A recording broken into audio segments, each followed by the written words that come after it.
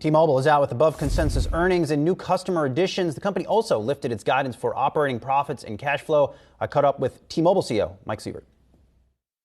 You know, we've been saying for years that this company has a unique opportunity to be the first ever in the history of our industry to one day offer the best value simultaneously with the best network. And that day is kind of arriving, and customers are noticing. And it's so huge. I mean, you think about right now, customers are anxious. The economy is full of questions. And what they're looking for is a great value from a brand they trust. And that's T-Mobile. Mike, I've talked to one of your competitors recently. He said, you know what, Brian, customers are delaying paying their bills. Are you seeing that? No. In fact, bad debt levels look to us consistent with 2019 pre-pandemic levels. And 2019 was one of our best years ever. So we have seen it creep up from those pandemic levels, but only to one of our best years ever. So we're very interested in this. We're watching involuntary churn. That's when people don't pay and have to leave. We're watching late payments. But so far, we're not seeing it in anything outside the norms. And you saw that in our overall performance being the only one to reduce overall churn to just 0.88, 8 basis points less than a year ago. Because people, when they come to T-Mobile, they're finding what they're looking for. Mike, you mentioned that consumers are anxious. These are strange times going into year end. Are you seeing them trade down on what packages they spend for T-Mobile? No, but we are seeing a potential flight to value from other providers. And, you know, our competitors, our principal competitors, jacked big price increases onto their customers this summer. While those customers were locked in device repayment plans and could do nothing about it, where we reiterated price lock, the fact that when you come to T-Mobile, only you can change your plan. It's the uncontract. We won't change it for you. And that kind of trust, that bond we have with our customers is really resonating right now. And it's one of the reasons why, you know, this quarter we attracted more postpaid net additions than AT&T and Verizon combined. This sounds like a classic market share grab.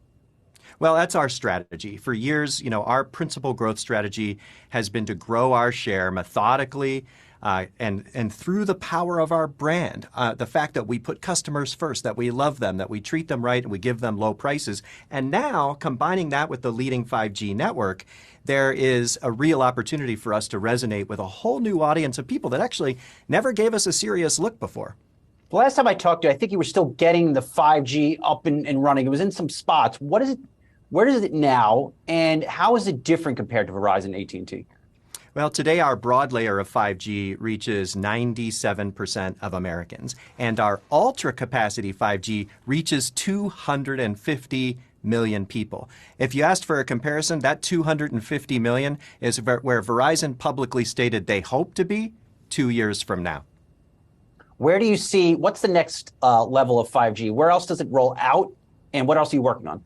Well, one of the things is putting it to work for all kinds of new use cases. Magenta Max, which is our most popular rate plan, it's actually one of our higher end rate plans, happens to be our most popular because it's the best expression of that 5G network, truly unlimited usage on our network, and customers are using it like never before. But also home broadband. Customers are using our 5G to power the internet in their entire home, and they're tearing out cable and fiber to do it because we charge them $50.00. Our net adds in home broadband on 5G were more than the net adds on broadband for AT&T, Verizon, Comcast, and Charter combined.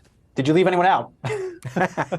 Well, you know, it's interesting. You know, we're comparing ourselves to everyone in the industry, and what we're really interested in are net promoter scores, whether or not when those people come to us, whether they like what they have. We're 30 points higher than cable, and our net promoter scores are even higher than fiber.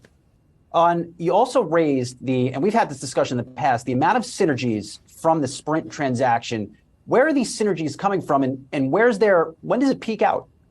Well, the principal place they come from is the network, and we achieved a massive milestone in Q3, the substantial shutdown of the entirety of the Sprint network targeted sites. So that is behind us now, and the run rate synergies we increased in our guidance yet again as a result, because that network shutdown happened more than a year ahead of schedule. There's still some room to run into next year, but as we finish 2022, most of those run rate synergies are now in the run rate. Every analyst I talked to on the stream, Mike, they mentioned T-Mobile's about ready to do a large share buyback Someone I talked to highlighted $60 billion potential from 2023 to 2025. Are you still on that track? Well, that's what we said in our 2021 Analyst Day. And yeah, our cash flow production has continued to come in line with expectations ever since then. And so not only did we get that program started with a $14 billion buyback, but we started it early. And so in 2022, we're actively buying right now with a $3 billion program this year and an $11 billion program in 2023. And that's an expression of the confidence of our management and our board in the future. Before I let you go, speaking of confidence, you struck an upbeat tone on the metaverse on your earnings call. Now, it was a tough day for Meta. Stock got slammed. Tough quarter. A lot of focus on the metaverse, on what it may be and what it may not be. How do you see it? Is it a big deal? Do you care about it? We do, and it's not all about one company either, even though they renamed their name to Meta. It's about every company starting to live in the digital 3D world. I just came from a CEO conference last week where I heard all kinds of companies making digital twins in manufacturing environments and training their employees in the metaverse while they're producing their actual factories so that employees can walk into that factory when the doors open, having lived in its digital twin for weeks during training. That's metaverse. So applications are here today in the enterprise and in the consumer side in gaming that are 3D digital imagery. And that's fundamentally what the metaverse is all about. And it requires massive connectivity and low latency, exactly what T-Mobile's unique 5G network delivers. So that's my last question. How does T-Mobile make money off the metaverse? Is it through charging consumers in businesses? Well, a few ways. One is our most popular plan right now, Magenta Max, also happens to be one of our higher end plans. So customers, unlike slamming them with price increases like our competitors, our customers are self-selecting up our rate card to get access to more and more of what we offer. That's a win for us, but it's also a win for them because it's the best expression of the best 5G network. I thought Mike's comments, guys, on the metaverse were very interesting, and maybe adds another red flag to what Meta is building out. It's not just Meta's metaverse, and they're investing billions of dollars to roll out this metaverse, and other companies could probably make money off it. And it has nothing per se necessarily to do with what Meta's doing. Right. It has a larger implication around the technology that's actually going to be used, the hardware that's going to be necessary for the metaverse. Is it hardware that we already have? Is it an app-based solution like Roblox, or is it actually via a VR headset? And it comes back down to what the consumer wants in that experience. If you ask that to Bill McDermott, actually we did yesterday, and he believes that, yeah, there's opportunity for the metaverse. All the companies are saying the same thing, I might add too, where, of course, Mike was just saying, and it runs on us, and Bill was saying, and ServiceNow will be there. There's this larger question of the user experience and what that will be, from watching a fashion show or watching a concert in the metaverse, all the way through to conversion and shopping activity that could also take place. And all the digital twin stuff, which is something that NVIDIA has talked about as well, because there's lots of applications on the chip side too. I mean,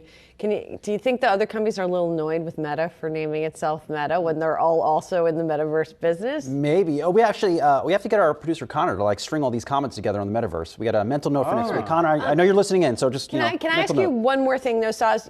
When T-Mobile touts itself as having improved its network and is stealing customers from the others, for a while there and we are still seeing it to some extent, this real promotion wars between the telecom companies.